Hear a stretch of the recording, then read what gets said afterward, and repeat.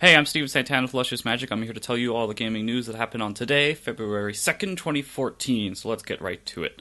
PlayStation Now has added God of War HD, Uncharted 2 Among Thieves, Red Faction Armageddon, Galaga Legions DX, and Arcana Heart 3. Now, of course, PlayStation Now is the subscription service that Sony is offering, powered by Gaikai, that allows you to stream PlayStation games, currently only PlayStation 3 titles, through your PlayStation 4. Basically, it's backwards compatibility. However, the service itself has not been super reliable. It requires, of course, a constant internet connection, and that internet connection should be very strong if you're going to get the very best gameplay. Unfortunately, even when you have a very good internet connection, the performance is not exactly comparable to running it natively on the console itself, say if you were to just play it on your PlayStation 3. Despite that, though, these are really good games. Of course, Uncharted 2 Among Thieves is my favorite game of pretty much all time. I love that game to death. But playing it on PS Now is not the ideal way that I would recommend you play it. Of course, the PS3 will always be the superior one. But anyway, moving on. Online co-op has been restored for the PlayStation 3 version of Borderlands, thanks to Gearbox. Now, this is great for fans. However, I don't exactly know how many people are actually playing the original Borderlands, especially given that you have Borderlands 2 and Borderlands the pre-sequel, which are phenomenal games compared to the first, because the first is very rough, but you know it had good intentions, and it, of course, started the franchise itself. Anyway, Sony Online Entertainment has become Daybreak Game Company. It has been owned, or it is now owned by Columbus Nove, an investment firm from New York. It was formed in 2000 and handles about $15 billion in assets. Now, Sony Online Entertainment, which is now, of course, Daybreak Game Company, and probably should call it that, but it's easier to just call it Sony Online Entertainment. They released a statement on Reddit basically talking about how former games such as, H1Z1, EverQuest Next, PlanetSide 2, and DC Universe Online will continue to be supported, and now that they are an independent studio, they will be free to make video games for, say, the Xbox One, which it couldn't do before because it was owned by Sony. Now, this is great for them. Basically, also in the Reddit post, they said that this actually gives them more resources to do development stuff, which is always good when you have more time and more money to put into a product. Generally, that means it's going to be a better product. Of course, there are other things, such as the Duke Nukem Forever thing, where that was delayed multiple times, did not become a very good game due to those delays. But anyway, it'll hopefully allow them more time to polish their games, because H1Z1 launched early access, has lots of problems, but it is, again, early access. But then again, there's the whole argument, why are people releasing this in early access? It's weird, but this is good for them. It also reminds me that I want Guild Wars 2 on PS4 really badly. But we'll just be getting PlanetSide 2 as probably the next big MMO FPS, or just MMO in general, on the PlayStation 4. Now, the last Club Nintendo rewards have been released. Basically, you have these dog and Mario-type greeting cards, a 3DS card case. Basically, it's a storage case where you can put all your 3DS cartridges in. That's actually kind of cool.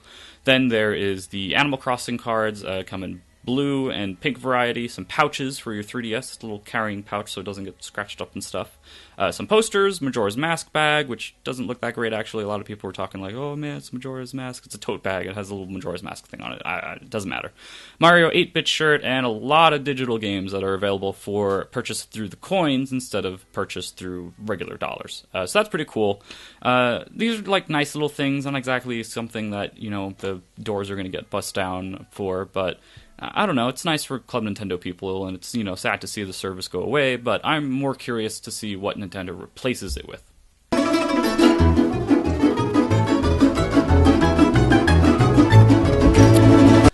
Bloodborne. First 18 minutes of the game are online. Now, the UI looks less intrusive than previous titles. It also seems to bring back the hub world of Demon's Souls, because in Demon's Souls you had this original world you went to, and from there it had these little things that would basically teleport you to the different areas that you would then go and fight and kill bosses and die a lot. It looks like Bloodborne's doing the same thing, where you're in this dream-like area, or at least the title has a dream in its name, and you have a cathedral, and then outside of the cathedral, and probably inside too, are like these little stones where you can go up to them, kneel, and then you get teleported to the world. It's a lot like Demon's Souls. Other than that, again, there is no defense in Bloodborne. There's only offense. You can only dodge in order to escape attacks and stuff, but you can't block at all, which makes it very different as far as playing from Dark Souls, where you could block and have a kind of defensive setup. No longer. It was the same general area from the demo they've shown before, playable at PlayStation Experience, which I went to. And it looks great. The slowdown actually isn't present like it was before, which is good, because it kind of was annoying when there was like about 5 or 6 enemies on screen. It would kind of get a little rocky. But other than that, the only other thing I noticed is that healing is very quick. Where the dude, to heal, he would like slap something on his leg, I think, and it would just kind of like have this little magic pixie dust show up, and boom, he was healed. It was very quick too, because you remember in Dark Souls and Dark Souls 2 and Demon Souls, you would have to do this thing, or you would drink the Estus flask, and it would take a little bit longer, and this was noticeably faster, which kind of goes along with the same thing of Bloodborne, where the gameplay itself is very quick. So that's another thing. It's very important, because obviously healing is a big thing in those games. Some latest Just Cause 3 screenshots, more airplanes and explosions and cool looking stuff. The main character looks older, like a little bit more wrinkly and more of a beard with some gray stuff too, I believe there was in there. And you also get a better look at the wingsuit that they're going to be using in that game. Looks pretty cool. This isn't really an important news story, but The Witcher 3 install size on the PlayStation 4 and Xbox One will be 50 gigabytes, which is one of the largest digital downloads for those consoles. The other ones being, I believe, the Halo Master Chief Collection and Grand Theft Auto 5. So other than that, I don't know. I'm still super excited about Witcher 3 Hype Train. Katy Perry had an interesting halftime show during the Super Bowl. She used a Wiimote strap and had some dancing sharks. Looked pretty cool. I'm sad I missed that part. Commercials, though, were really dumb this year, and it kind of makes me question why we care about commercials in the first place when they're specifically designed to sell us stuff, and why we care. I don't know. Whatever.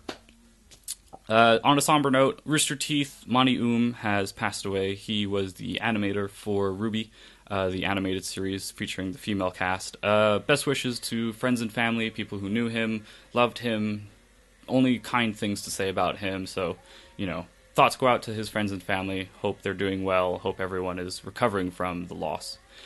Anyway, moving on to less somber things. Metal Gear Rising. Now, this was a popular game made by Platinum, of course, for the PlayStation 3 and I believe Xbox 360 as well.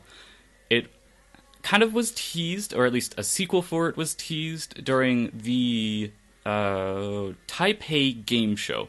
They basically had this live stream that's archived on Twitch where you can actually go and still see this, but they were showing a montage of like PlayStation 4 titles, and during that montage, for a split second, unrelated to either game that bookended it, there was this 2 that appeared, and then that's it.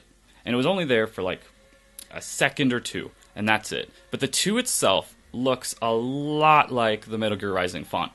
Hideo Kojima on Twitter said that they are not working on Metal Gear Rising, basically. And then Jeff Keighley, this is from a quote from Polygon, basically he said, Jeff Keighley says he spoke, it's a thing from Polygon, they actually messed up. Kenichiro Imaizumi, I'm sorry, I'm slaughtering that name, senior producer at Kojima Productions, was told that this is not a tease of a sequel for the 2013 Metal Gear Rising Revengeance. Not true, says Keighley. See, now I really think this is just total bullshit, because that too looks a lot like the Metal Gear Rising font. And if it's not a tease for that, what the hell is it? Why was it there? What is happening? I don't believe Kojima. He lies. I know he lies. Every time he leaves, he says, this is my last Metal Gear Solid game. No, it's not. You're going to come back and you're going to do another one. After the Phantom Pain, probably will be another Metal Gear Solid game. It's safe to say. So, it's just, it looks way too much like it. There's no way that this is not Metal Gear Rising 2. Whatever. So, it's actually been a week now that I've been doing these. If you count episode 0, which was the pilot, which wasn't very good at all, I actually did one for each weekday last week, technically speaking. I hope to do that again, to get them up on a consistent basis.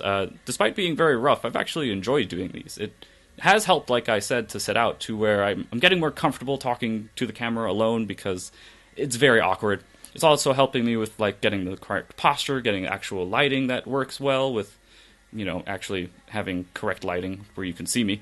Stuff like that. I don't know. I've been enjoying it, and I like doing this. So I will continue doing this until I die or something. I don't know. Anyway, this week, today, Monday, the first day of the week, I published a news story on SOE becoming Daybreak on Current Digital Magazine, so you can read it there. I also published a humor podcast that I did with my friends about like 2 weeks ago now, actually. I was a little bit late on that. But that's been posted to SoundCloud, so you can go listen to that if you want to be entertained. And then I started a list of software titles on both 3DS and Vita to compare them. Basically, it was in a response to this kind of funny gaming video where Colin said that the 3DS doesn't have an extensive library. It was very annoying, but that's Colin. I love him anyway. Other than that, I've been thinking about doing an archive video series where I have a bunch of PS1 and PS2 games that, as time goes on, these games and the consoles that play them kind of break down. So I kind of want to start recording a lot of different gameplay stuff on those games before that happens. I also, while doing those videos, want to have specific commentary on the game, the development of it, and its place in the console's history and stuff, if it's important, like Crash Team Racing. That's actually quite an important game. But anyway, looking forward to doing that. So hopefully also we'll be moving out this summer, where I will have my own room in an actual house of independence. I don't know. But I need to get a full-time job before I can do that. But my friends are looking at getting a house for about 5 bedrooms in the general Henderson area. It's a very good area. And hopefully I'll be doing that because I really enjoy hanging out with them. It'll be nice to have a house together. It actually probably will be pretty boring. I believe they think it'll be this big, exciting adventure, and I actually think it'll be very mundane and monotonous and boring, but we'll see what happens. But you can look forward to that in July when episode 100 of Steven Talks to the Void goes live. So as always, you can follow me on Twitter at number8axel. You can follow my friends on their little handles, and you can find everything Illustrious Magic does at illustriousmagic.com. And like our YouTube, subscribe to our channel, and all that type of stuff. And as always, thank you for watching.